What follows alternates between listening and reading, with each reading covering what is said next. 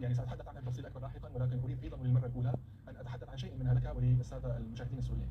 حقيقة الولايات المتحدة يعني سكتها السياسية بالنسبة لسوريا في الأشهر الأخيرة الماضية كانت تسير، السكة كانت سياسيا تسير في الاتجاه المعاكس تماما. يعني الآن نحن نذهب شمالا، كانت الأمور تذهب جنوبا بشكل كبير جدا. في سوريا عندنا شخص يقول لك الإسرائيليون في واشنطن بأنه هذا الرجل هو الذي نعرفه وهو خير من ما لا نعرفه. هذا أولا. ثانيا، هم يقولون أو يعني كانوا يعني يقولون صراحة حقيقة، ويعني اعتقادهم هذا الرجل أسهل، وهو حقيقة ليس برجل، هذا الشخص، نعم، هذا أسهل ردعا وإدارة. لما؟ أنا أعلم إن كانت مشكلته هي الكرسي الذي تجلس عليه، وأنا أردت أن أضغط عليك، أنا أهز الكرسي فقط. أما إن كان هناك شخص عنده مبادئ وعنده كذا، التعامل صعب. فكان لذلك ليس هناك رغبة. حقيقة حكومة نتنياهو كانت ترى بأن بقاء بشار الأسد أفضل، وكان الرأي أيضا مثله في وزارة الدفاع. طيب ما الذي حصل في الموقف؟ فإذا تمام، إذا ما أعدنا تغيير الخريطة، أتينا لسوريا. كيف نتعامل مع سوريا؟ تعاملنا مع لبنان، تعاملنا مع غزة، تعاملنا مع كذا. الضفة أيضا سيكون لها تعامل. طيب كيف نتعامل مع سوريا؟ لا، سوريا نتوصل مع الضغط طبعا. الاتفاق مع بشار الأسد طلب منه بأنه لا يوجد قانون قيصر، يعني عفوا عرض عليه لا يوجد قانون قيصر. هذا هو الموقف الأمريكي كان، لا يوجد قانون قيصر. عرقلوا لنا بعد أن أجزنا مشروع قانون مناهضة التطبيع في مجلس النواب بأغلبية ساحقة، عرقلوه في مجلس الشيوخ. بداية طلب منه النأي بنفسه عن إيران، قال لهم أنا لا أستطيع. فخفف الطلب لمنع دخول السلاح الإيراني لحزب الله عبر الأراضي السورية، وكانت الأمور متجهة. وأريد أن أقول للسوريين والله أنا يعني أعني كل حرف أقوله، هذا النصر الذي نعيشه، هذه الفرحة التي نعيشها، هذه السعادة الغامرة التي نعيشها، كان من الممكن قبل أقل من شهر أن تكون لبشار الأسد ولجماعة بشار الأسد، لأنه كنا متجهين. يعني هل تعلم ما كان يعني معنى عدم تجديد قانون قيصر مع وجود النظام؟ معنى ذلك أن الموضوع انتهى. العقود إعادة الإعمار التي ينتظرها النظام وكانت زبانية النظام ينتظرون لتقسم الغنائم كانت أتت إلى سوريا وانتهى الموضوع. هناك 8 دول أوروبية كانت تسعى لتغيير موقف الاتحاد الأوروبي تقودها إيطاليا في شأن السوري. إذا أنا لا أستطيع، يعني أتمنى أن لا يعتقد أحد هذا من باب المبالغة، هذا من باب يعني الفضل الإلهي الذي لا يعني ربما لا يعلم أحد، نحن نعلمه لأننا موجودون في واشنطن. فتخيل من هذا السكة إلى السكة المعاكسة. Hello, this was Muhammad Ghanem in Arabic. He's one of the Syrian Americans working with the Syrian lobby in Washington. And this is something that everyone knows. Syrians, we all know this, that Israel want him to stay. They wanted Assad to stay forever. They don't care. They left his father. They want him also because he was just the the bodyguard of America. He's the gatekeeper for Israel. Sorry. They didn't start any fight with Israel for over 50 years. We weren't allowed to even go to the borders and throw a stone at Israel, which is occupying our land, Syrian land. We can't do anything as Syrians. It's against the law in Syria. You can't do that. You can't even ask them why you don't do that. You will go to jail for that. And then some squarehead come and say like it's a conspiracy against the axis of resistance. Which resistance? Which resistance? What did this resistance do? It caused millions of people to die.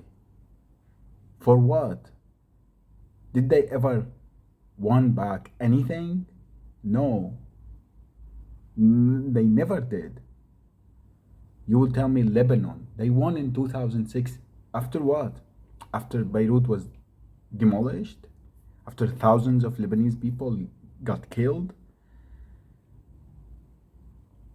I don't see the logic. I just see people watching the news they want and they believe it, or there is something that is so annoying that there is a kind of people also that they watch the news and they think this is American media, so I will believe everything that is opposite of this news. No, baby. Look, if America is bad, it doesn't make the other side good. It maybe, just maybe, both of them are bad. Both doesn't want what's good for people. They are just governments that are facing each other, but none of them care for people. They only care for getting rich, making profit, not for their people, for themselves. Today I saw a post about Obama and like how cute he is with his family and they are celebrating, and like I felt like he is one of the biggest criminals in history. He made a deal with Iran, gave them money that they used against Syrian people, they used against Iraqi people. People got killed because they got that money. He opened the gates for them to control the Middle East. That's why they are controlling Iraq. They were 2 weeks ago, until 2 weeks ago, controlling Syria. They were controlling Lebanon. They are controlling Yemen. And hopefully they will lose this control over everywhere. And I hope the Iranian regime fall and the Iranian people get freed from this dictatorship that they are having for over 40 years now. I don't understand this idea that America America and the West represent colonialism. It means Russia, China, Iran, those countries represent freedom. No, no. Ask anyone in the Middle East where you prefer to live. They will say, I prefer to live in the West. Because as human beings, we want to be comfortable. I want to work and I want to get paid for what I did. I want to finish my job. I want to go home and rest and feel safe. And if something wrong happened to me, I want to be able to talk about it. Yes, it's a government that can be a dictatorship. Yes, it's a government that is not working for the people, but at least it can give me my needs as a human being. The other side can have propaganda that we are liberating people, we are socialist, we want everyone to be the same. Yeah, but in the end I'm hungry, my children are hungry, and if I open my mouth and talk about it, I will be killed, I will be thrown in prison for God knows how long, and God knows if I will go out of this prison or not. No one wants that.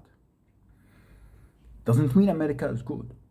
No, for me, the American president represents the head of the biggest terrorist organization in the world, the American army. Obama, Biden, Trump, for me, and for every Syrian, these are terrorists. Yeah, they are not a small group. They are not people who are riding on pickup trucks. Yeah, they come with airplanes. It's just terrorism. When you are being terrorized, it doesn't matter what is the terrorist wearing, what is the terrorist speaking, which gun they are fighting with. It doesn't matter. It matters to me that I'm being threatened, I'm being terrorized, I'm being killed by this terrorist organization. So you heard it from the guy, and we know it. We know that Israel wanted him. We know that America wanted him. We know that they are allowing Russia and China and Iran to come and help him. They don't care. He's their guy. Now, suddenly, all the world is talking about minorities in Syria. All the world is talking about freedoms in Syria. They are worried about that.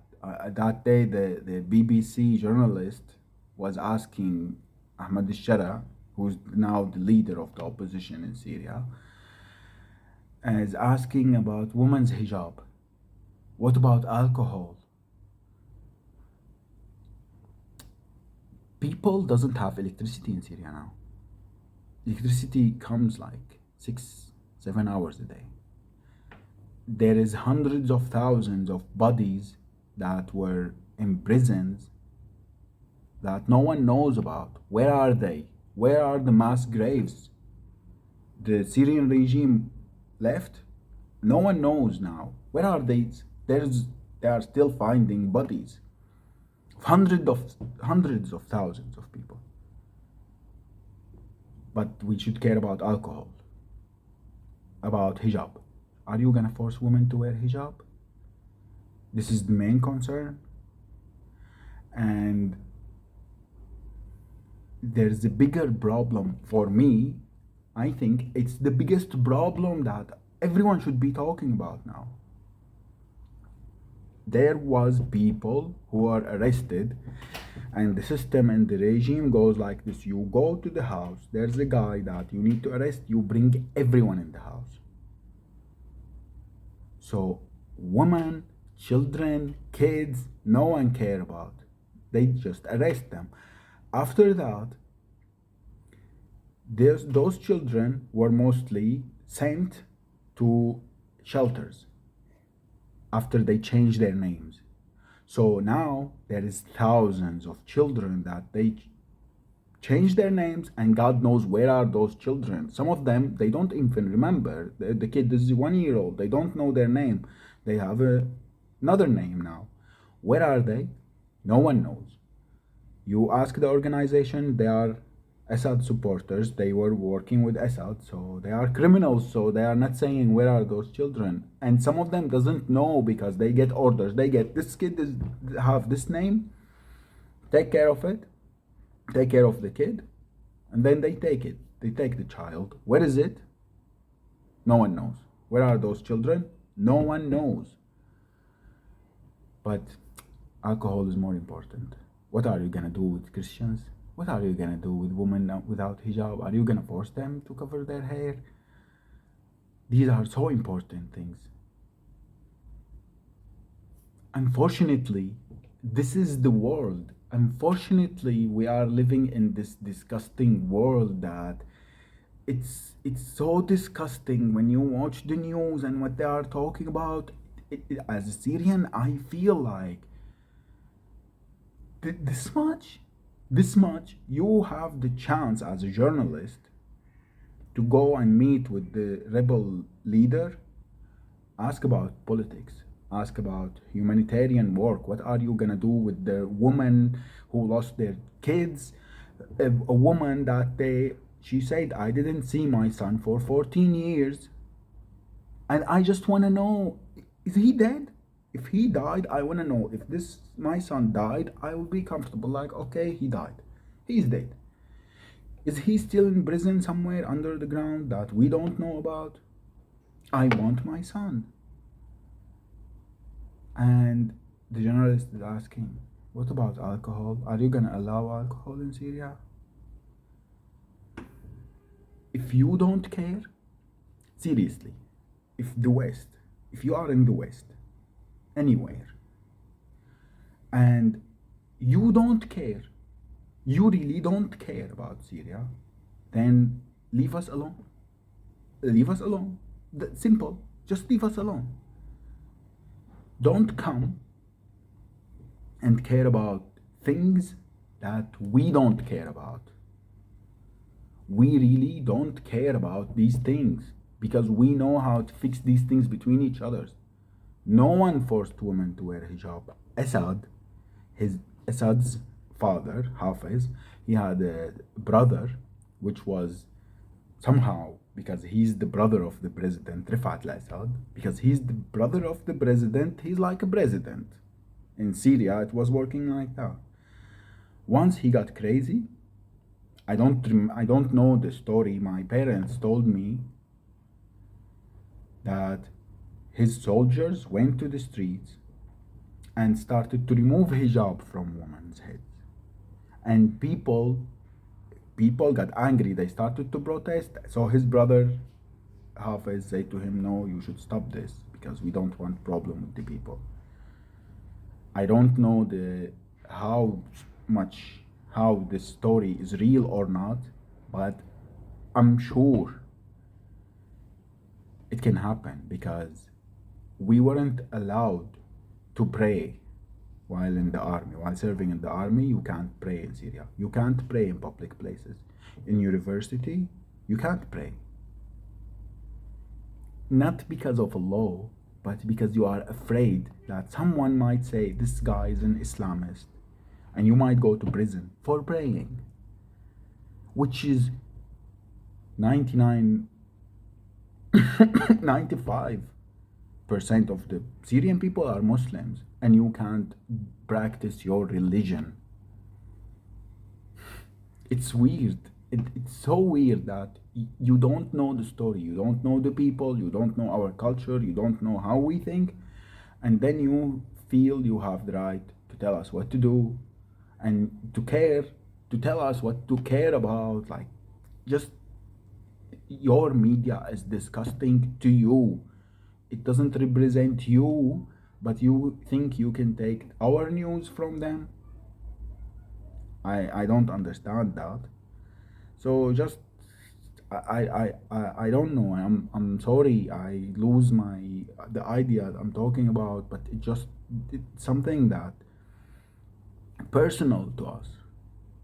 And seeing these things from the world and seeing how people wanna build their ideas and without knowing us. Most of you don't even know where Syria is. You don't know who are the Syrian people.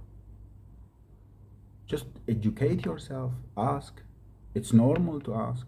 If you are interested, you can ask. If you are not, then leave us alone. So simple. I'm sorry that I lose my ideas while talking, but I'm emotional because these things happen to us and it's still happening right now. Thank you.